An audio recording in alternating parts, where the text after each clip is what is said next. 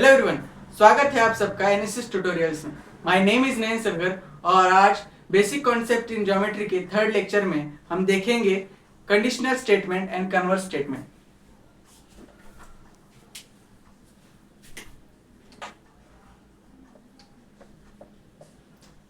Conditional statement. अब conditional statement यानी क्या?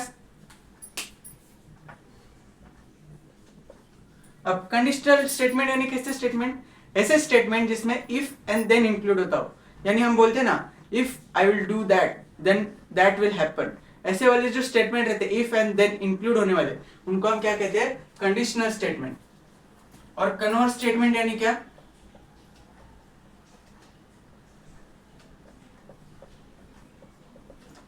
कन्वर्स स्टेटमेंट यानी कन्वर्स, इसका मतलब ही होता है अपोजिट। कन्वर्स इस वर्ड का मतलब क्या होता है? अपोजिट। कन्वर्स स्टेटमेंट यानी कंडीशनल स्टेटमेंट के अपोजिट स्टेटमेंट। अब कंडीशनल स्टेटमेंट और कन्वर्स स्टेटमेंट में क्या डिफरेंस होता है? तो एग्जांपल से समझते हैं। सपोज कंडीशनल स्टेटमेंट है इफ, और आगे मैंने स्टेटमेंट लिखा X Y Z, and then के बाद भी मैंने स्टेटमेंट लिखा ए बी सी। और कन्वर्स स्टेटमेंट, उसका कन्वर्स स्टेटमेंट कैसा बनेगा फिर? उसका अगर हम लोग कन्वर्स स्टेटमेंट बनाएंगे तो इफ वैसे का वैसे लिखेंगे, लेकिन ये जो एबीसी, जो लास्ट एबीसी मतलब के लास्ट में जो देन के बाद जो आगे सेंटेंस लिखने वाला हूं मैं, वो हम लोग इफ के बाद लिखेंगे। एंड देन के बाद एक्स वाई जेड, यानी स्टार्टिंग में जो सेंटेंस था वो हम यहाँ लिखेंगे एक्स वाई जेड, यानी उल्टा किया। खाली कन्वर्स यानी क्या किया? उसका उल्टा किया। इफ के बाद जो भी आ रहा था वो हमने कहाँ पर लिया? देन के बाद। और देन के बाद जो भी आ रहा था वो कहाँ पर लिया हमने? कन्वर्स स्टेटमेंट में इफ के बाद। तो ये होता है conditional statement and converse statement के बीच में डिफरेंस।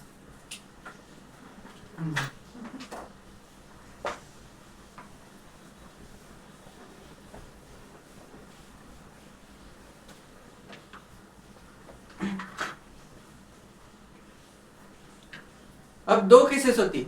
पहली केस में कंडीशनल स्टेटमेंट और कन्वर्स स्टेटमेंट दोनों भी ट्रू होता है, और कभी कभी कंडीशनल स्टेटमेंट तो ट्रू होता है लेकिन उसका कन्वर्स स्टेटमेंट कभी कभी फॉल्स भी हो सकता है। फॉर एग्जाम्पल, आपके बुक में एक एग्जाम्पल दिया है।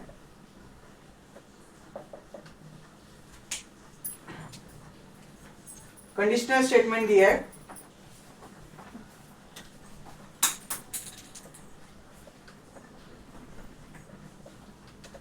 conditional statement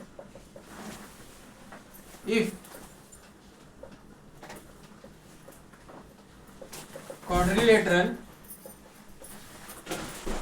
is rhombus.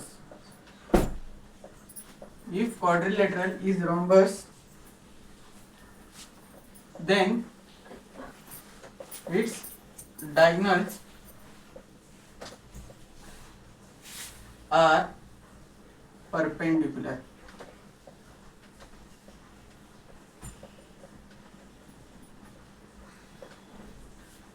Conditional statement क्या है? If quadrilateral is a rhombus then its diagonals are perpendicular.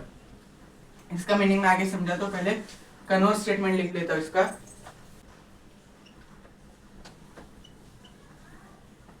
अब इसका कन्वर्स स्टेटमेंट कैसा आएगा? खाली इफ के बाद जो भी लिखा है वो देन के बाद डालेंगे, और देन के बाद जो भी लिखा है वो इफ के बाद डालेंगे। If diagonals of figure are perpendicular, then figure की जगह हम लोग क्या लिख देते हैं? क्वाड्रिलेटरल, वो अच्छा रहेगा। Quadrilateral are perpendicular then it is a rhombus. It is a rhombus. अभी रोम्बस कैसा होता है?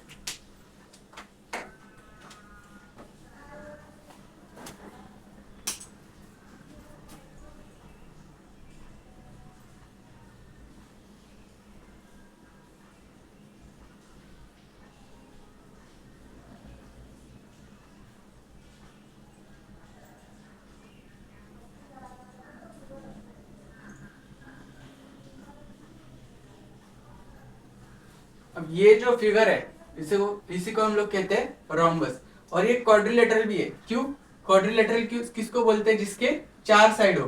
तो इसके 4 साइड है, देखो 1 2 3 4।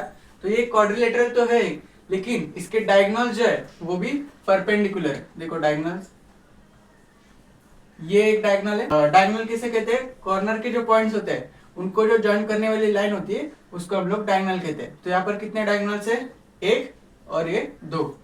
अब दोनों डायगोनल के बीच में अगर हम लोग एंगल देखें तो कितने का एंगल आ रहा है? वो 90 डिग्री का। सेम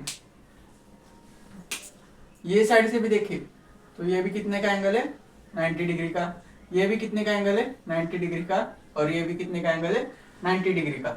अगर उन्होंने क्या बोला है, क्वाड्रिलेटरल रोम्बस तभी होगा जब भी डायगोनल जो है वो एक दूसरे को परपेंडिकुलर होंगे। तो देखो डायगोनल्स परपेंडिकुलर है एक दूसरे को, तो इसी फिगर को हम लोग क्या कहेंगे? रोम्बस। और सेम कन्वर्स स्टेटमेंट में क्या बोला है? अगर diagonal of quadrilateral are perpendicular, अगर किसी भी क्वाड्रिलेटरल के डायगोनल अगर परपेंडिकुलर है तो उसे को हम लोग क्या कहेंगे? रोम्बस। तो इस कंडीशन में कंडीशनल स्टेटमेंट और कन्वर्स स्टेटमेंट दोनों भी ट्रू है।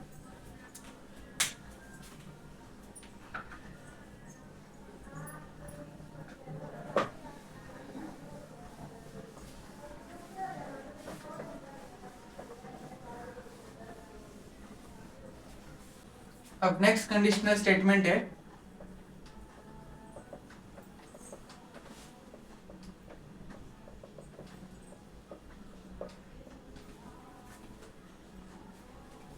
if a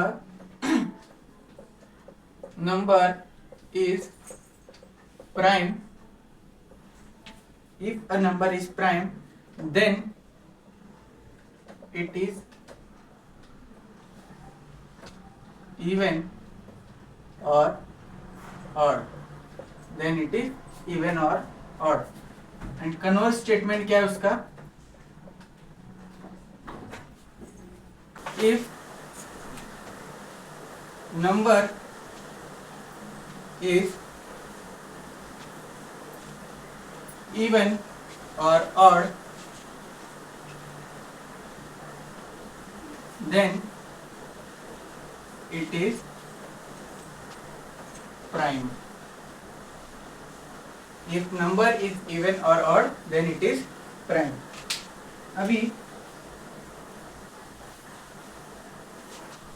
इसमें फर्स्ट वाला स्टेटमेंट जो है वो तो ट्रू है, लेकिन सेकेंड वाला स्टेटमेंट जो है कन्वर्स स्टेटमेंट वो फॉल्स है। वो कैसे? आपको एग्जांपल से समझाता हूँ। If a number is a prime then it is even और ऑड। सपोज मैंने एक नंबर लिया 5। अभी 5 प्राइम या कंपोजिट हो कैसे समझेगा? 5 किसके टेबल में आता है?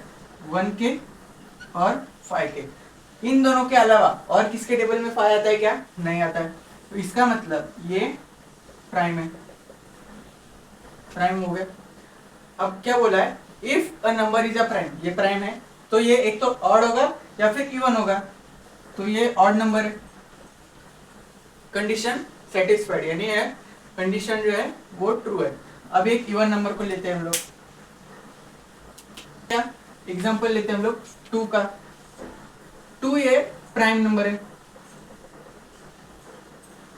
क्यों? क्योंकि 1 के टेबल में भी आता है, 2 के भी टेबल में आता है, लेकिन और किसके टेबल में आता है क्या? नहीं। 2 ये प्राइम है लेकिन ये इवन है। इन्होंने क्या बोला था? अगर कोई नंबर प्राइम नंबर होगा तो एक तो वो ऑड हो सकता है या फिर इवन हो सकता है। ऑड वाला केस हमने देख लिया, इवन वाला भी केस हमने देख लिया। कंडीशनल स्टेटमेंट जो है वो हमारा ट्रू है। अब नेक्स्ट कन्वर्स स्टेटमेंट कैसे फॉल्स है? कन्वर्स स्टेटमेंट फॉल्स कैसे? अभी उन्होंने क्या बोला? If a number is a even और ऑड, इवन या फिर odd, then it is a prime. अभी ऑड नंबर को लेते हैं हम लोग, कौन सा ले? सपोज एग्जांपल ले 9। 9 ये ऑड तो है लेकिन ये प्राइम नंबर है क्या? नहीं। क्यों? क्योंकि 1 के टेबल में आता है, 3 के भी टेबल में आता है और 9 के भी टेबल में आता है। इसलिए ऑड होने के बावजूद ये प्राइम था क्या? नहीं था। यहाँ पर एक कंडीशन फॉल्स हो गई। सेकेंड, इवन नंबर को हम लेते हैं। इवन को हम लेंगे, सपोज लिया मैंने 6। 6 ये इवन नंबर है, लेकिन ये किसके किसके टेबल में आता है, 1 के टेबल में आता है, 2 के टेबल में आता है, 3 के टेबल में आता है और 6 के टेबल में आता है। ये इवन होने के बावजूद प्राइम है क्या, नहीं है, तो यहाँ पर भी ये कंडीशन फॉल्स होगी, इसलिए कन्वर्स स्टेटमेंट यहाँ पर फॉल्स है और कंडीशनल स्टेटमेंट ट्रू है।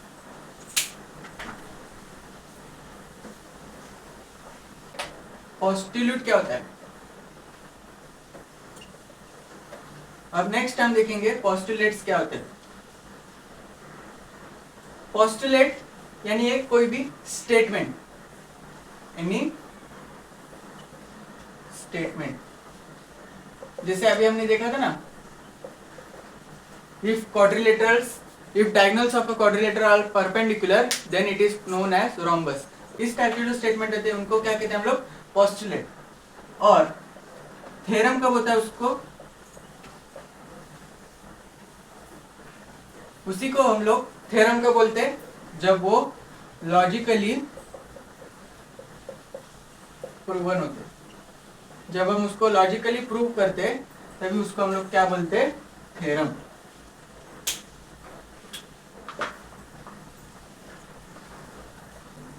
अब सब पोस्टुलेट्स दिए, वो किसने दिए, यूक्लिड साहब ने, यूक्लिड्स पोस्टुलेट।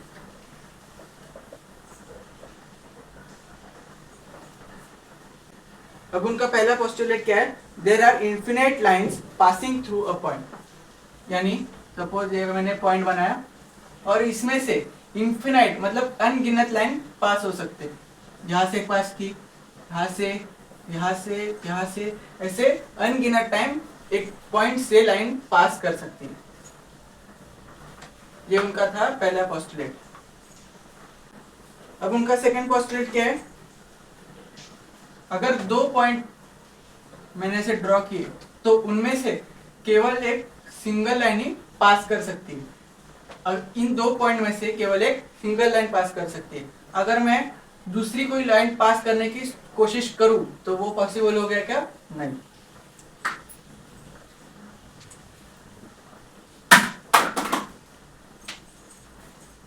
अब उनका थर्ड पोस्टुलेट क्या है, a circle of a given radius can be drawn taking any point at its centre.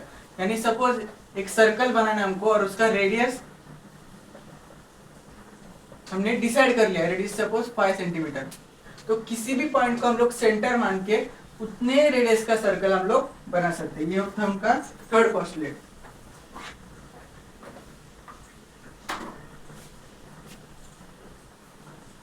Next fourth postulate था, all right angles are congruent with each other. अगर all right angles है, right angle मतलब उनका measurement कितना होगा, 90 degree. अगर उनका measurement सबका सेम है तो ऑब्वियसली वो कॉन्ग्रुएंट ही होंगे।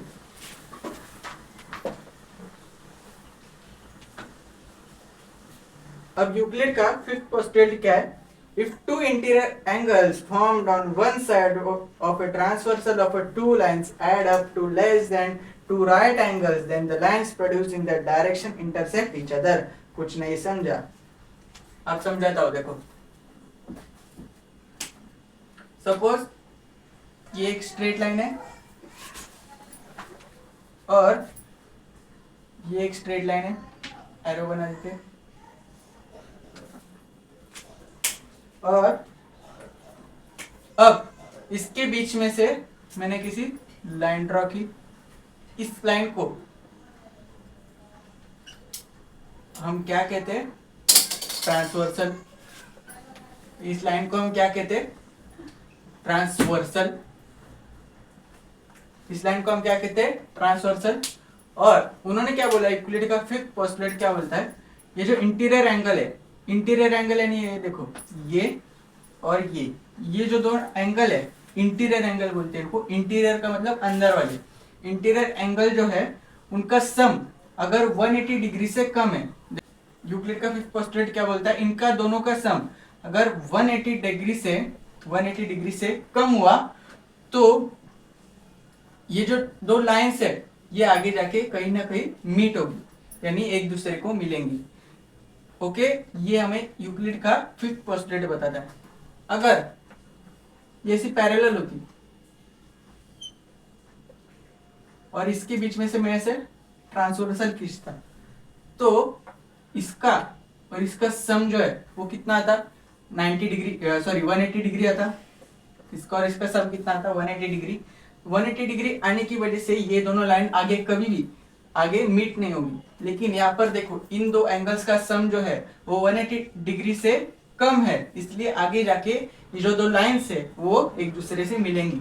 और उन्होंने ये भी बोला यूक्लिड ने कि वो कौन सी डायरेक्शन में मिलेगी, जिस डायरेक्शन में दोनों एंगल का सम 180 डिग्री से कम है उसी डायरेक्शन में, उसी तरफ ये दोनों लाइंस जाके मीट होंगी। ये डायरेक्शन में देखो ये और ये दोनों एंगल का सम 180 डिग्री से ज्यादा है, इसलिए ये दोनों लाइंस को अगर हम और एक्सटेंड भी करें तो भी ये कभी भी एक दूसरे से मिलेंगी नहीं। ओके, ये था यूक्लिड का फिफ्थ पोस्टुलेट।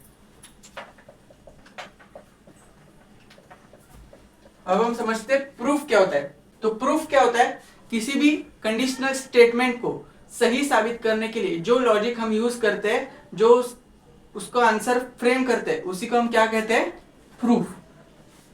अभी दो टाइप के प्रूफ होते हैं, एक होता है डायरेक्ट प्रूफ और एक होता है इनडायरेक्ट प्रूफ। एक होता है डायरेक्ट प्रूफ और एक होता है इनडायरेक्ट प्रूफ। अब ये दोनों क्या होते हैं वो हम समझेंगे एक एग्जांपल से।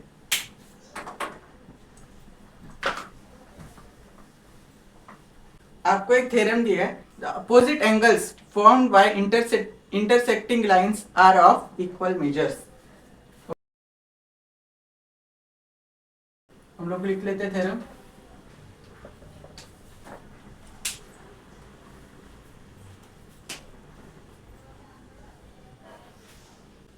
opposite angle formed by intersecting lines are of equal measure। Intersecting line है, सपोज ये लाइन है और ये एक लाइन है। अब ये जो अपोजिट एंगल है ये और ये दोनों इक्वल मेजर के होंगे, मतलब ये अगर 60 डिग्री हुआ तो ये भी 60 डिग्री होगा। और एक होता है यहाँ पर ये भी अपोजिट एंगल है, तो ये अगर 60 डिग्री का हुआ ये भी 60 डिग्री का होगा, ये 30 का होगा तो ये भी 30 का होगा। ओके, तो वर्टिकली अपोजिट एंगल, ये हो गया वर्टिकली अपोजिट एंगल। आप सीधे अपोजिट एंगल बोल दो, opposite angles are of equal measure. अब इसको प्रूफ करने के लिए हमें कुछ स्टेटमेंट्स दिए।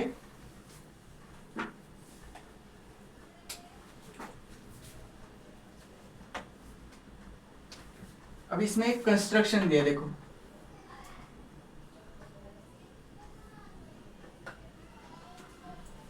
ओके, यहाँ पर पॉइंट ए, यहाँ पर है पॉइंट ओ, ये दोनों एंगल हमें इक्वल दिखाने। यहाँ पर है पॉइंट सी, यहाँ पर है पॉइंट बी, यहाँ पर है point D.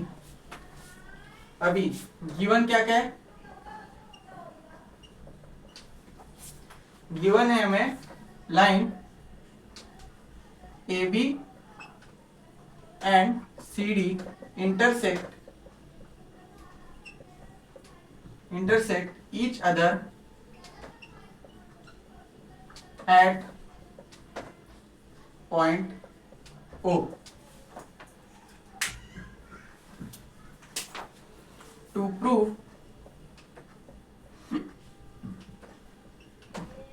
prove angle AOD is equal या फिर कॉन्ग्रुएंट बोल सकते टू एंगल COB, ये हमें प्रूव करना है। तो अब इसका प्रूफ कैसे लिखेंगे हम लोग,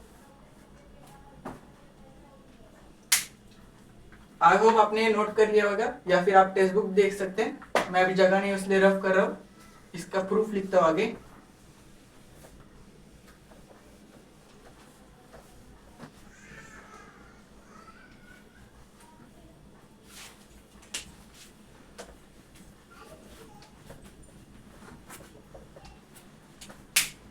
अब हम इसको कैसे प्रूव करेंगे, पहले तो ये लाइन कंसीडर करेंगे ए ओ बी पे एंगल ए ओ सी और एंगल सी ओ बी, इनका मेजरमेंट कितना होगा 180 डिग्री का। क्यों? देखो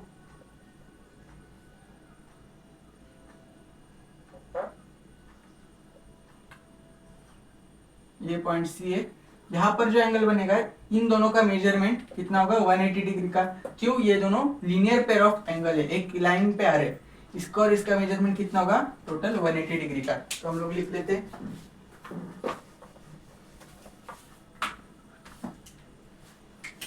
angle A O C plus angle C O B is equal to 180 degree. Equation 1 reason आएगा linear pair of angle. Next अभी लाइन कौन सा कंसीडर करेंगे? ये वाला डी ओ सी। यहाँ पर angle B O D plus angle B O C, इनका मेजरमेंट 180 डिग्री का होगा। Angle B O D plus angle B O C is equal to 180 degree. यहाँ पर बी ओ सी को हम लोग सी ओ बी भी लिख सकते हैं। क्यों? क्योंकि हम देखो ऊपर भी सी ओ बी लिखा तो नीचे भी सी ओ बी लिखना पड़ेगा। वो क्यों आपको आगे बताता हूँ। C O B is equal to 180 degree. इसका भी रीजन सेम। अब ये दोनों 180 डिग्री है तो इन दोनों को हम इक्वल बता सकते हैं। Angle A O C plus angle C O B is equal to angle B O D plus angle C O B. अब हम लोग क्या करेंगे, ये जो सी ओ बी है यहाँ पर भी सी ओ बी है तो इसको इधर लाएंगे और इसको उधर भेजेंगे। तो एंगल सी ओ बी यहाँ का वैसे का वैसा रहने दिया, यहाँ का प्लस प्लस आगे था, यहाँ पर आएगा तो माइनस जाएगा। Angle C O B is equal to angle B O D plus angle plus नहीं, यहाँ पर इसके आगे प्लस का साइन था, कुछ नहीं मतलब प्लस रहता है, यहाँ पर जाएगा तो माइनस आएगा, माइनस ए ओ सी। अब इसमें से ये आंसर क्या आएगा 0। Okay, is equal to angle B O D minus angle A O C. अब ये माइनस में था, इसको ये साइड भेजेंगे प्लस में जाएगा। Therefore angle A O C is equal to angle B O D. और ये हमको प्रूव कर रहा था, angle A O C is equal to angle B O D, यानी ये प्रूफ किया हमने। और सिमिलरली हम लोग ये भी प्रूव कर सकते हैं। ओके, तो आई होप आपको ये प्रूफ समझ में आया होगा।